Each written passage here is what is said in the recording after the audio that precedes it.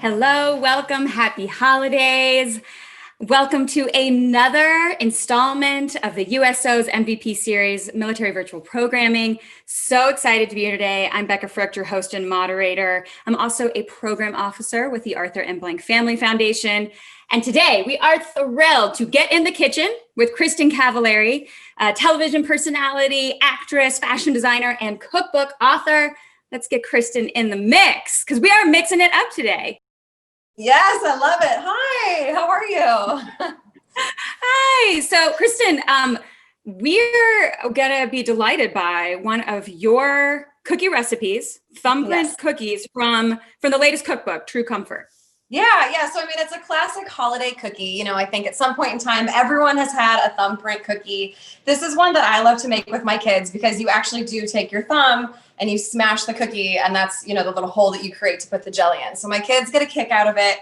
They're very, very easy to make. If I can make these, I swear anybody can make them. And they're gluten-free, so I would consider them to be somewhat of a healthy cookie. I've sort of healthified a traditional recipe, so I'm very excited to share it with you guys. That's awesome. And that's what I love about the angle on this new cookbook is that you were thinking about the comfort piece, but also, you know, how can we add some health mix in there? So, how do you define comfort food? Yeah, I mean, comfort food for me is really anything that, you know, can turn a bad day around. It's something that reminds me of being a kid, you know, casseroles that my mom used to make. My dad is 100% Italian. So for me, it's like homemade meatballs, like any kind of pasta dish, all of that stuff, you know, just stuff that makes us feel warm and cozy and put a smile on our faces. And there's been this stigma that comfort food is, of course, really bad for you. You know, it's really fattening, etc. But I disagree as long as you make some ingredient swaps and you choose the right things. So yeah, I mean, again, True Comfort is all gluten-free. It's limited dairy. And I think that if you just use certain ingredients, you can in fact eat this stuff every single day. I dig it. Healthy hacks for our comfort food. Yeah. And it is the season, right? Like we're supposed to indulge and celebrate and all that good stuff. So we'll let you get started. And I want to remind everyone that if you're interested in sending a question to Kristin, you can use the Q&A function with Zoom, and we'll try to bring in some of those questions throughout. Yeah. All right. So I have my mixer in front of me, my stand mixer, and I'm using almond flour. I have a little bit of oat flour. If you are allergic to almonds, you could just use all oat flour. Totally fine. I have coconut sugar, which is a healthy alternative to white sugar. So I don't use anything white. No white sugar, no white flour, no white salt, because it's been stripped of all of its nutrients. And I want everything that we're putting in our bodies to be packed with vitamins and minerals. So that's why I use those ingredients. So again, I have pink Himalayan salt because it's packed with a bunch of minerals. I have melted coconut oil, and then 2 eggs, and a thickener that I like to use is arrowroot powder, very similar to cornstarch. It's just a little bit healthier for you. So I have half a cup of arrowroot powder. I put everything in my mixer, and then I'm just gonna mix this guy up, which might be loud for a second here, but I'll make it fast. No, it's perfect. It's atmospheric. We're in the kitchen with you. Exactly. I can barely hear you, but yes. That's awesome. So once you do that, you want the dough to be sticky, but you don't want it to be too sticky that you can't actually, you know, mash it into a ball to wrap it in plastic wrap to put in your fridge. So if it is too sticky, you can use a little bit more oat flour. If it's too dry, you can always add a little bit of water. So very easy. You can't mess it up. So I went ahead and pre-chilled my dough for 2 hours because I didn't think you guys would want to be sitting here that long. So let me grab that. Okay, so I have my dough. And then what we're going to do, baking sheet, I've already put, I have one of these cool, they're called Silpat, these little like silicone baking things. They're great. They're reusable. Nothing sticks to them. So those are awesome. So what you're going to do is you're going to take your dough and you're going to roll it into little balls about the size of a golf ball. And I should probably take off my rings for this. Let's not try to lose those in some cookies. Yeah, no. So again, I mean, everything is very simple. And this is a great activity for kids. If you want to give the kids the dough, have them roll them into golf-sized balls. And then I just put them on the baking sheet. And then the fun part is when we're done with all of the balls, you get to go through and put your thumbprint into it and then spoon some jelly in the middle. And then they bake for 10 to 12 minutes. and you can use any kind of jelly that you want. I have a mixed berry one that just happens to be open, so I'm going to use that one, but you know, whatever your family's favorite jelly is. Yeah, well, I think I really appreciate the inclusion of like how to get the kids involved, because I think for parents at home right now trying to entertain their children in these trying times, you got to be creative. You have to be creative. I think that, gosh, especially in the beginning, I mean, I tried everything imaginable. I think at one point we had made an obstacle course, you know, like in the movies when they have lasers like going every which way and you shouldn't touch the laser. So like, we did that with duct tape. My kids and I in a hallway. We made purses and slippers out of duct tape. We were in a real big duct tape phase there for a while, but you know, we did tie-dye like everybody else, lots of cooking, lots of baking. But yeah, it gets challenging at times, you know, having kids home all the time. For sure. So do you feel like you align more as a baker or a cook? Like, what do you prefer? You know, I just love being in the kitchen. To me, it's all just very therapeutic. It's an opportunity to kind of zone out. But I do love when my kids join me. My kids, they don't necessarily cook with me, but they'll bake with me, which I love. So maybe, I guess I would say I like baking more just because I like getting them in the kitchen.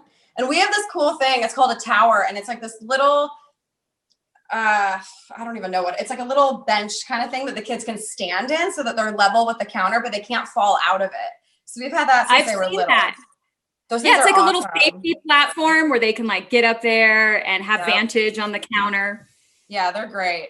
Oh, see, my dough is even a little sticky because I'm putting my thumbprint in it here and they're kind of sticking to me. So you got to kind of like pull them down. So then what you do is once all of your cookies are on your baking sheet, you just go through with your thumb.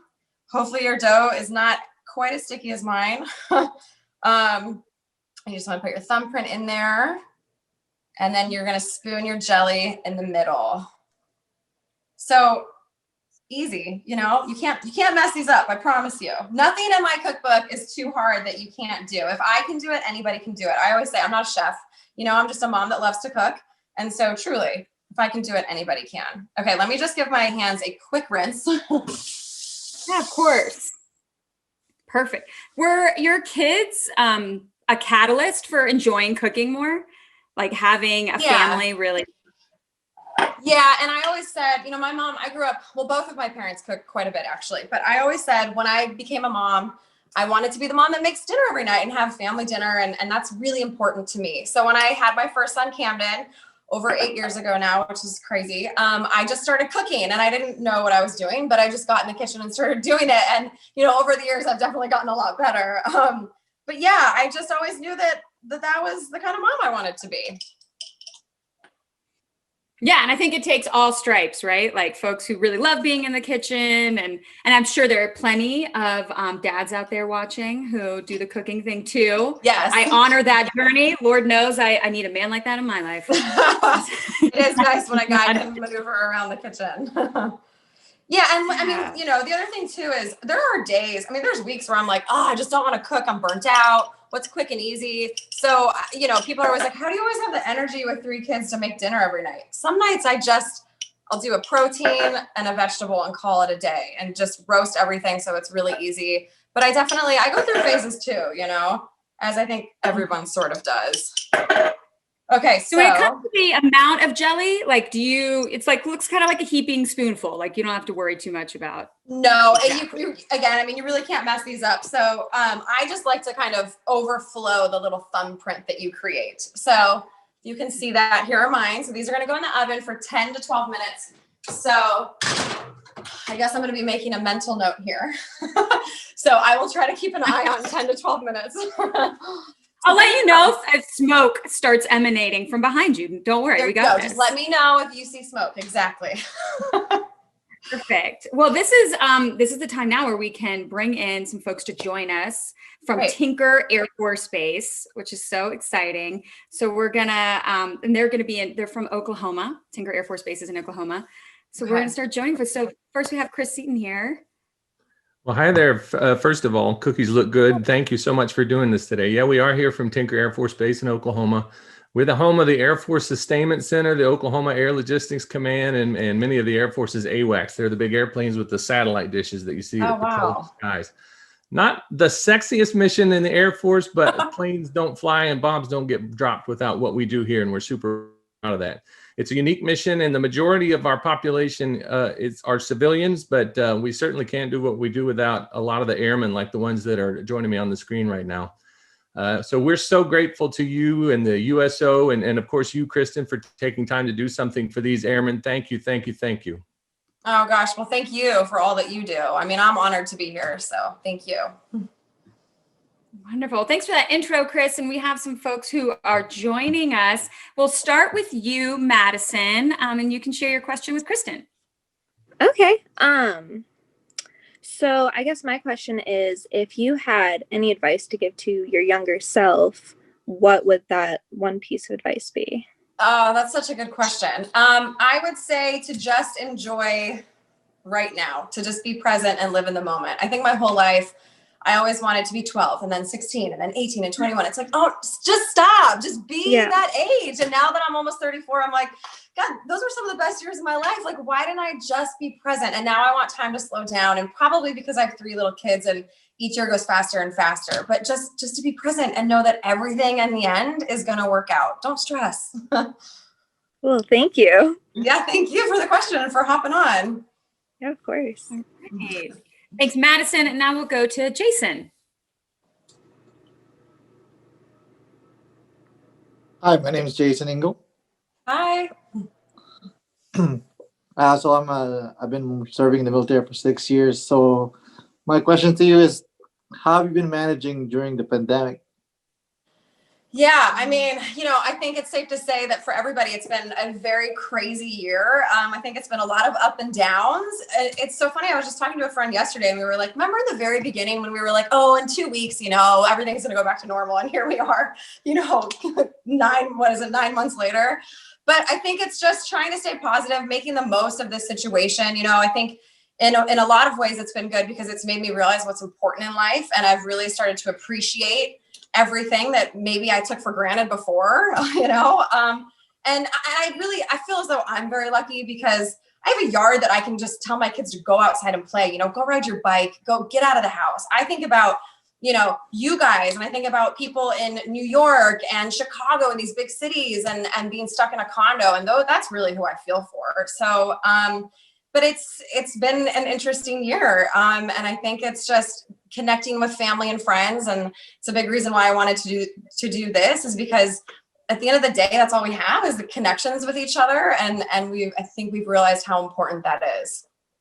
Well, how have you been managing? I want to hear what you've been doing. It's been relaxing. I mean, I work in the clinic setting, so it's been kind of busy, I guess. But I've been trying to relax and everything and just do whatever I can to kind of pass time and everything. Yeah. Video games have helped a lot, I think. Yep. Yep. I know. Thank God for Zoom, right? We can all connect with each other still. Yeah, I know. Yeah. Well, I don't enjoy we your got a holiday. break. Thank you.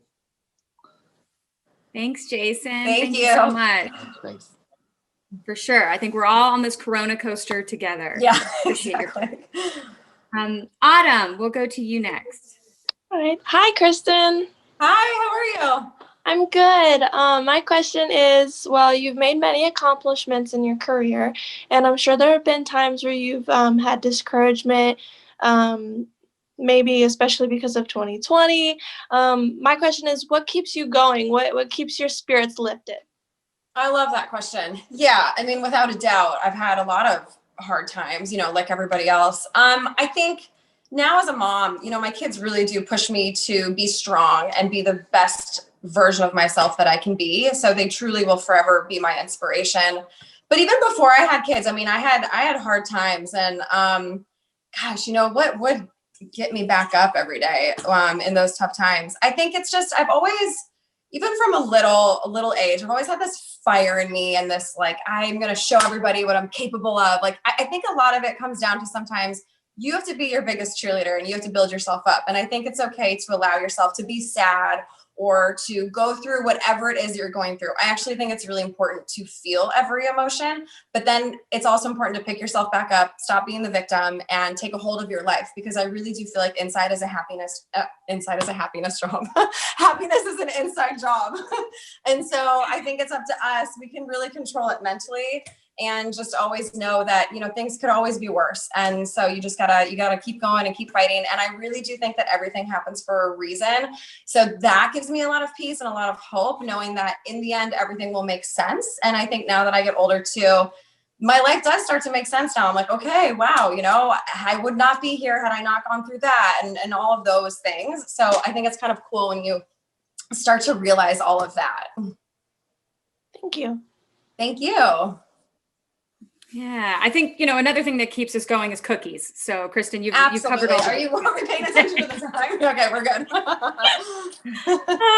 Thank y'all so much for joining us from Tinker Air Force Base in Oklahoma. Such thoughtful questions. Happy holidays to y'all. So take care. Yeah, thanks, guys. Nice. Happy holidays. That's so cool. All right. Really appreciate getting to see some faces there. And we have some questions coming in, Kristin, from the folks who are also watching live. So I'm going to share one of those with you now. Cool. Terry Hoban, her question is, or perhaps he, do you let your kids eat refined foods as treats at friends' birthday parties? How do you handle situations like that? I do. And we go out to eat. They can order whatever they want. You know, we travel, they eat whatever they want. I think the first few years when Camden, my oldest, was little, I would be like, oh, I want to avoid it. I don't want to, but it's like, they have to be kids, you know? And I also don't want to be so strict with them that then they go the other way. And so I think as long as they have a good base, a good foundation, they're going to be kids. That's fine. You know, hopefully they'll probably go to college, eat like crap. And then hopefully as they become adults, they'll come back to this way of eating, you know, but I get they're kids. You can only control so much. I can control what's in this house. Beyond that, it is what it is. I've learned to let go. Yeah, I think that you have to take advice. What is it? From Elsa. You got to let it go. Yeah, there you go, Elsa. It always goes back to Frozen for me. Always. Okay, so this is from Jenna Price. So Jenna asks, do you find a difference in oat flour versus cassava? I think cassava flour. Have you ever heard that's of so that? funny. I wonder if she saw my Instagram story that I did the other day. I have these. Well, here, I'll show them to you guys really quickly. Oh geez, oh my gosh, I break my whole kitchen. So in my first book, Balancing in Heels, it was a lifestyle book, but I had about 20 recipes in there. And one of them is these green banana muffins. And they're green from pureed spinach, but they're really good. And so I made them on my Instagram story the other day.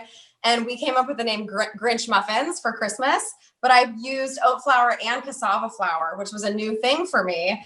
So I'm curious if maybe she saw that. But I like how they turned out. I don't notice a difference between oat and cassava yet, but I haven't used cassava enough to really be able to say. However, someone did tell me that frying chicken or whatever in cassava flour is great because it gets super crispy. So I might try that next.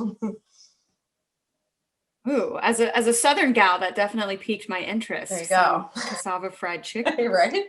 That's so cool. Grinch muffins. I love it. Grinch muffins. Okay. And I think we have another question here, and I'm not sure if it is also, let's see, being gluten-free and mostly dairy-free, I get into a rut with cooking. And I will say your True Comfort Cookbook has really inspired me to get back in the kitchen. And the chai lattes are my new favorite cold weather drink. Oh, this is Jenna's comment. She wanted to add that. Oh, cool. Oh, thanks. That's so nice to hear. I love that. You know, it's comments like that make me just so happy to be like, that's why I do it. You know, that's why I make cookbooks, to hopefully inspire people and to get people excited about cooking again, you know? So that's awesome. Awesome. Okay. So I think we should check the cookies. I'm getting I know, word. I was just thinking the same thing. Timing wise, did you just? Let's see. I think it's been, I want to say that it's been 10 minutes. Okay. I'm going to give them 1 to 2 more minutes and then we should be good. Okay. Nice, wonderful. nice I'm glad we timing. checked in. I know. Yeah, awesome. Okay, so let's see. We've got another question from Janine McChesney. Janine says, "What are some go-to foods for kids who are picky eaters?" She says she has 3 girls, 5, 7, and 10, and sometimes they get into a funk where they only want to eat the same 5 things, no matter how many new recipes I try out. Yeah, listen, I get it. My kids are the same way, and they go through phases, and then, you know, 1 minute they're picky, the next minute they're eating all kinds of crazy stuff. I'm like, I don't get it. But I have healthy chicken fingers in this cookbook. I have lots of pasta dishes. Pretty much any pasta dish for my kids is a safe bet. So burrito bowls, my kids love tacos. You know, there's a slow cooker chicken taco recipe, which is really good.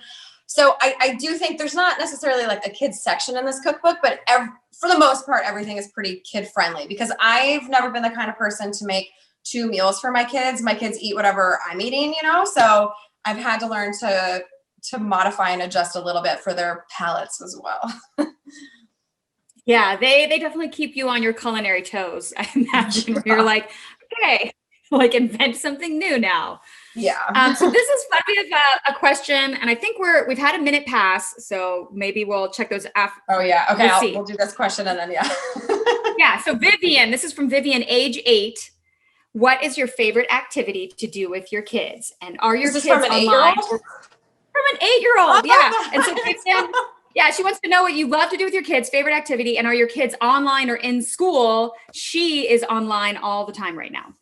Wow, gosh, it's funny. My oldest is 8, and I guess he could do it. He could be online, but I've been very lucky because all 3 of my kids have been in school since early August. They have a few remote days here and there, but I feel so incredibly fortunate that they are in school. And it's probably because we're sort of out in the country. I'm like 35, 40 minutes outside of Nashville. And so I think that we're a little bit not removed from COVID, but it's not as, you know, our numbers aren't as crazy as, let's say, like in the city, which obviously makes sense. So my kids have been in school, but my favorite things to do with my kids, obviously I do love baking with them. I have two of my 3 are very into arts and crafts. So they love just making stuff. Doesn't matter what it is, coloring, all of that great stuff.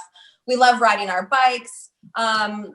There's a lot of, I like taking them to these like big trampoline places, you know, where like there's those massive trampolines, and those have also been open for months. So, you know, I realize how lucky I am, because I'll talk to my friends in Chicago and LA, and they're like, we're all back in lockdown. And I'm like, oh my gosh, I can't even imagine. So yeah, I get it. And then again, you know, I think these obstacle courses, they can go a long way. It really entertains my kids. So whatever you can do to keep them occupied for a while, you know, it helps. Oh, let me check these. Yeah, grab those cookies. Vivian, it sounds like Kristen's advice is you should get some duct tape with your parents and get after it. Duct tape. Okay, what do we think? So here are the cookies. So they just need a few minutes to cool off before we can dig in, but there you go. So pretty painless, I have to say. So hopefully you guys are excited about Thumbprint cookies like me. You can get your kids in there helping you out. Yeah, I mean, I love anything, like you said, that's like quick. And then after it comes out like that, you don't have to be precious about it. You can just like dig into it. You know, when something is so perfect and beautiful, you're like, how do I eat that? Yeah, you don't want to mess it up. Yeah, these are not. We have a question that just came in from Rosa Vargas. So Rosa asks, Kristin, exclamation point. What is your favorite cookie? What is your favorite cookies to bake during Christmas, during the holidays? Yeah, so I mean, I love the Thumbprint cookies. I also love, you know, cutout cookies, doing the sugar cookies with my kids. I think that will always be a tradition. I did that with my mom growing up. So getting them in there, cutting them out, and then decorating them is of course the most fun, I would say. Oh yeah, and you can make a giant mess, right? When you're decorating cookies, especially if your kids get involved. Oh yeah, I mean, there is just flour and stuff all over especially because you have to put, you know, to roll them out, you have to put flour everywhere. So the kitchen is a disaster after those are made. Love this. So this is from Sierra Kenny. And Sierra asks, what are some of your kitchen essential tools? I love this question. So I have the KitchenAid mixer, which I used for these cookies. I have the white Dutch oven back here, which I pretty much use for everything. So I love that guy. These silicone pads for baking are great because you can reuse them. They're really easy. I have a microplane grater, which I also really love. I have my crock pot I use very often. I love a crock pot recipe just because it's so easy. I love in the morning just throwing stuff in there. taking the kids to school, going to work, coming home, and dinner is essentially ready. To me, that's just heaven. What else do I love? Beyond that, I don't have anything too crazy. I think a good knife goes a long way. You really need, I'd say, at least an 8-inch knife that's really sharp, and obviously sharpening them is important because a dull blade is actually more dangerous for you than a sharp knife. So I think that that's really important too. Oh, and a Vitamix blender. And actually Vitamix has a new blender out, and it also has a food processor attachment. So you just change out the blending machine, which makes it really nice. You don't have to like lug out a whole new huge piece. So that's also great. Ooh, yeah, that's a good, I was just, Vitamix is a great one to ask for the holidays, right? Like that's a piece that people are like very excited about. Yeah, those are great. So, yeah. Is there a holiday tradition that you're excited about, enjoying during the season? Yeah. So Christmas Eve, my dad, I grew up where he would always make homemade meatballs and sauce. So I've kept that up with my kids. So that's a tradition that we do. Also, my mom growing up would have the elves come a week before Christmas, which was probably her way to make sure we were behaving, which I totally appreciate and understand now as a mom. But so if you're good, the elves will leave a little something in your stocking a week out of Christmas, and it just kind of like builds that anticipation and hopefully keeps you on your best behavior. Although I think my daughter Sailor might be getting cold this year. So we'll see. She's 5. She's at that age where I am like, oh my God. So yeah, I might have to purchase some coal. Yeah, you might have to do it. Well, have you ever done, what's the elf on a shelf, right? That's a thing that a lot of folks It doesn't keep her in line. She's sassy. She's like, nope, not going to do it. Well, I don't know if those are ready to bite into, but I'm going to list some of the locations who are joining us. So yeah, why don't you take a bite and see what you think. The moment. They're so good. I wish I could give you one. I know. I was like, can I wish Zoom had that function. Right? It doesn't feel right that I'm over here eating them and you're just sitting there. Well, you just ate we're sharing virtual cookies with locations. Let's see, we've got Texas, New York, Qatar, Maryland, Italy, South Carolina, Colorado, Indiana, Iowa, North Carolina, California, Virginia, DC, Wyoming, Nevada, Kentucky, New Jersey, Arizona, Pennsylvania, halfway through at this point, Kansas, Washington, Illinois, Oklahoma, Georgia, Utah, Florida, Alaska, Hawaii, Mississippi, Germany, Spain, Japan, Alabama, and Ohio. Wow, that is awesome. That's so cool. I know, it's so fun to have our service members joining, from all over and getting to share the holiday cheer and the cookie recipe. So as we wrap this up, Kristin, is there any message of support you'd like to share with our folks that are joining us today? Yeah, just thank you so much for all that you do. And truly, when the USO asked me to do this, I was so honored. I still am. This is so great. And I love that even in the craziest time, we're still able to do this and connect with everybody. So thank you so much for having me. I just really enjoyed being here and doing this with you guys. So thank you. Yeah, well, you welcomed us into the inner sanctum. We're in the kitchen. I love it. It was super impressive to watch you work out those thumbprint cookies. And so fun to have Tinker Air Force Base with us, of course. All y'all who joined, thank you, service members. We appreciate you so much. And if you make sure and stay in touch with the USO on social media so you can learn about more opportunities like this, and make sure and just keep your finger on the pulse. Kristin, thank you so much. It means a lot to have you on. Thank you so much. Happy holidays, everybody. Yes, happy holidays. Go eat some cookies. Yes. Bye. Bye, y'all.